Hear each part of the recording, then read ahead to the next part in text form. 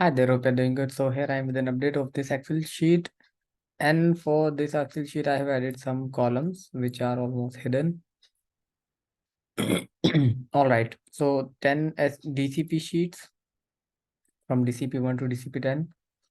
And you want to switch the values in between. I have all made this. So the switching will be there.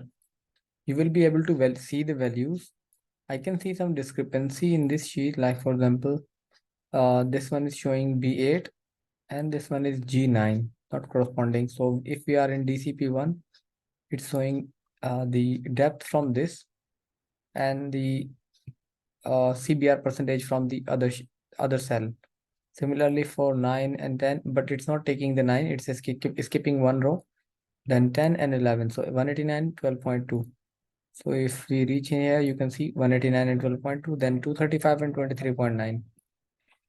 235 is this one and 230. So there is a shift in one row and there is a skip of one row as well. If you want to keep those both, I don't have even problem in that. So we can either take 7, 8, then 10, 12, 13, 14. We can do that too. These values will be presented and these will not be used for the plotting because these are merged cells. And I would use the same chart and same values, but in unmerged cells, and the values will be plotted in here. I have filled out some random values in DCP2 to DCP5, and here I would like to show you.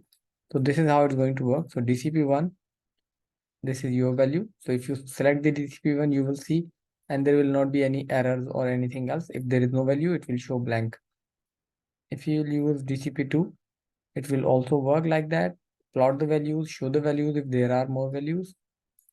Then DCP3, actually I have plotted more values and you can see if there is no value, like there is a error in that, or maybe, yep, or maybe a zero. Yep, it will show zero null values.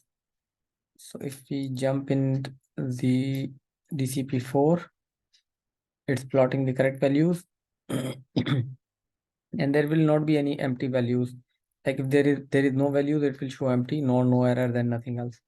And we can always hide all these row columns, and I will delete all this one as well. Also, we can also set to plot only one this part, which is highlighted from column A to column O.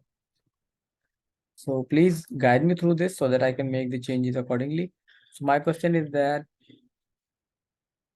is there an skipping needed and the corresponding rows are not there?